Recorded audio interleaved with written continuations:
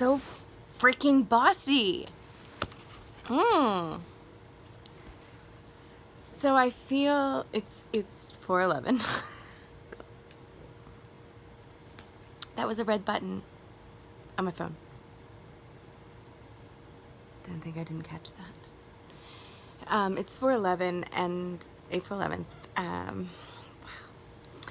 And I don't know why this is so, but I feel like I am like about to marry my cousin tomorrow. So gone with the wind of us. Oh, Scarlett. Oh, hair. By the way, what we do in the shadows.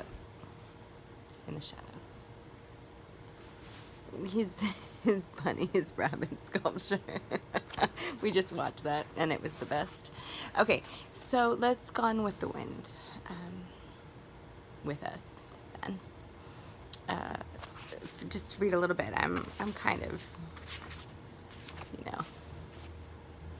going through it. Duh.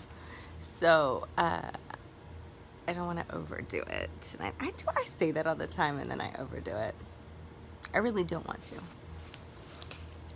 For myself tonight and for Oprah, because I just get worried that she just gets so mad at me for butchering some of the words in her book. I don't mean to.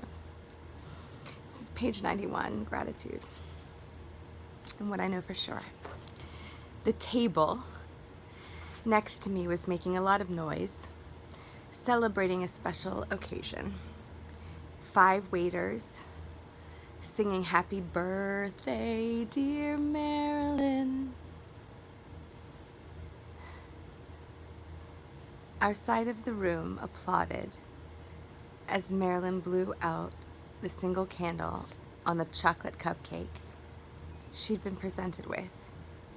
Someone asked if I'd take a picture with the group. Sure, I said, and casually asked, how old is Marilyn? To no one in particular. The whole table laughed nervously. One person said in mock outrage, I can't believe you're asking that. Marilyn ducked her head modestly and told me, I dare not say. I was at first amused, then taken aback. You want a picture honoring your birthday, but you don't want to say how old you are. Well, I don't want to say it out loud. I've been a wreck for weeks knowing this day was coming. It just makes me sick to think about it. It makes you sick to think that you've marked another year.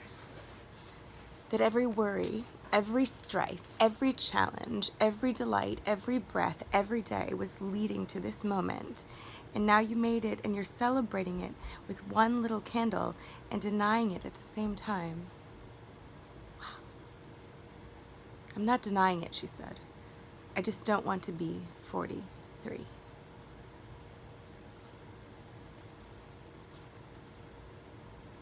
I gasped in mock horror.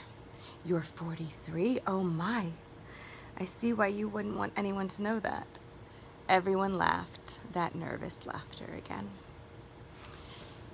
We took the picture, but I didn't stop thinking about Marilyn and her friends. I also thought about Don Miguel Ruiz, right? Author of one of my favorite books, The 4 Agreements. Yeah. I haven't read that, by the way, but I know a lot about it peripherally, let's say. According to Don Miguel, 95% of the beliefs we have stored in our minds are nothing but lies, and we suffer because we believe all these lies. One of these lies that we believe and practice and reinforce is that getting older means getting uglier. We then judge ourselves and others, trying to hold on to the way we were. This is why, over the years, I have made it a point to ask women how they feel about aging. I've asked everyone from Bo Derek to Barbara Streisand. Ali McGraw told me the message women my age send to terrified 30 and 40-year-old women is that it's almost over. What a jip. This is stunning, Oprah. Stunning, perfect right now. Beverly Johnson said, "Why am I trying to keep this teenage body when I'm not a teenager?" And everybody knows it. That was an epiphany for me.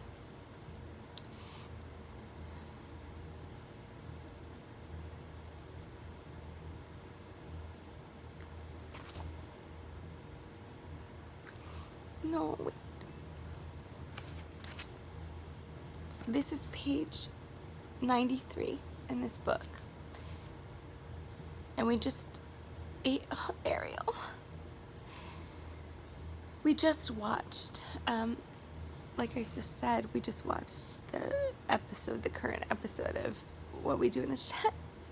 Oh my God. And he was talking about his bunny rabbit plant sculpture. And all I think about, not all I think about, but a great deal of what I think about when I think about rabbits is Ariel's dream about bunnies. She talked about in Revelations the rabbits and fertility and Ariel. And in this, they were at war with the werewolves, and they had to read the Doctrine, the Passage, 1993. Met my PJ. Carver, Washington. Oh God. And what I'm about to read. Okay. And Sybil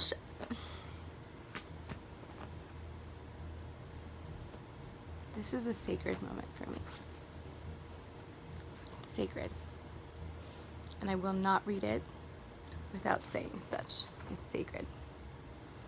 And Sybil and Krista's ritual was at Ariel's house, and this is like really a lot. Transparent. Cellophane. Okay. Chicago. Moonlighting. And Sybil Shepherd's honesty offered terrific insight. I had a great fear as I grew older that I would not be valued anymore.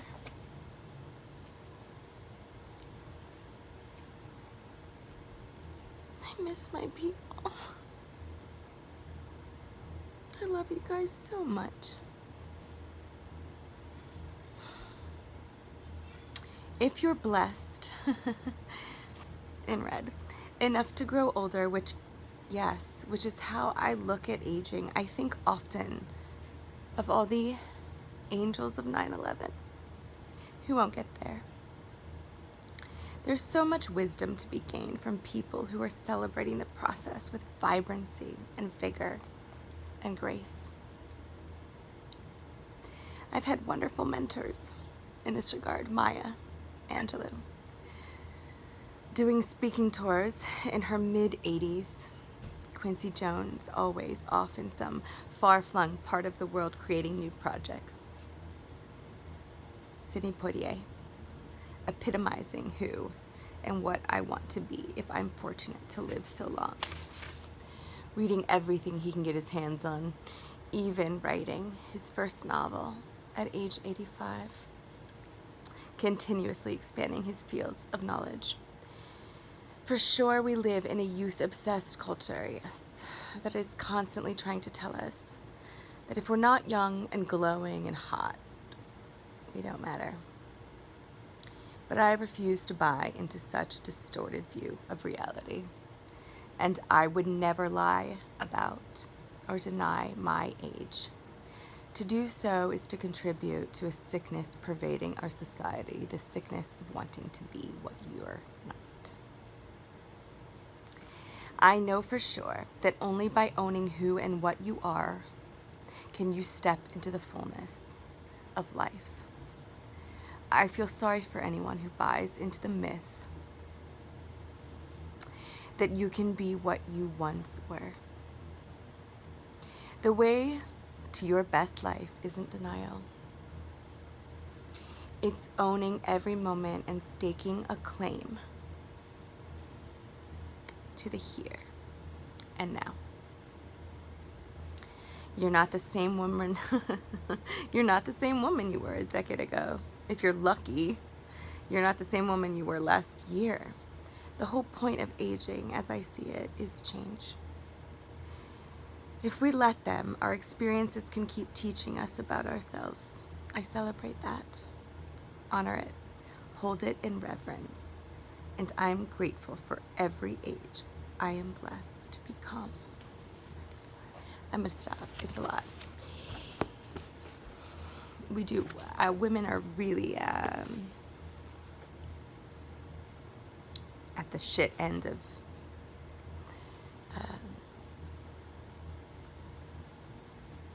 aging in the culture that we live in.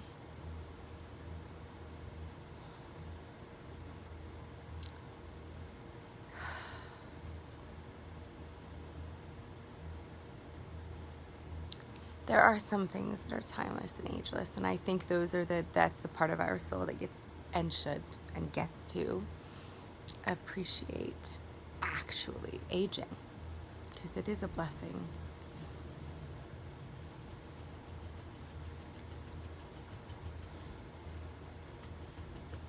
Every day that you get to be here. And yeah, I've got some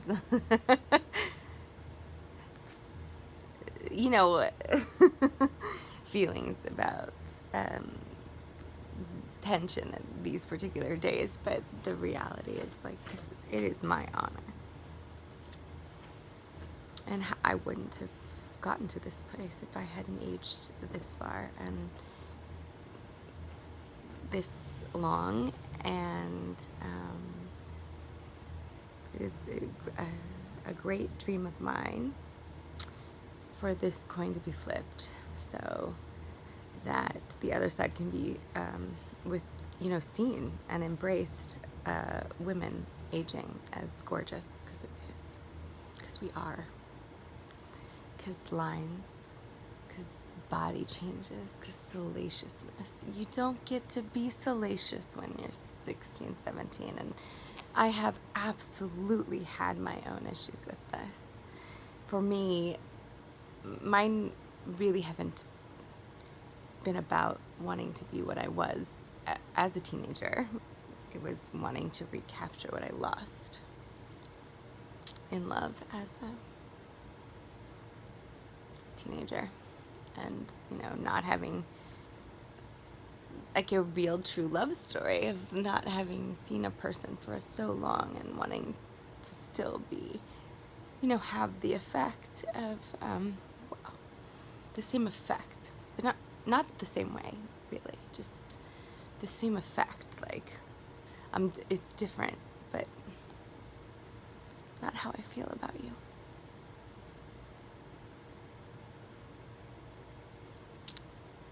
Wanting to still be beautiful to someone that I was beautiful to for once a long time ago, but I don't want to be 17. I want to be Megan, and I want to be 40 and a half plus, and I want all the crone in me to show as I live the life of, like, the eternal youth that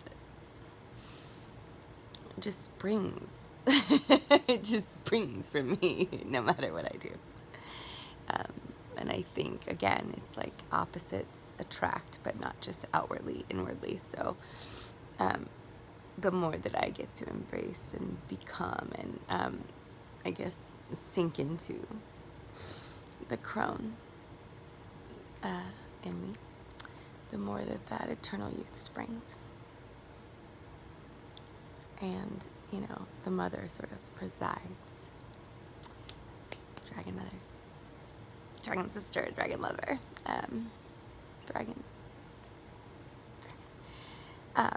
Presides over the whole process in the middle. Okay, good talk. the kids to bed. Almost Easter.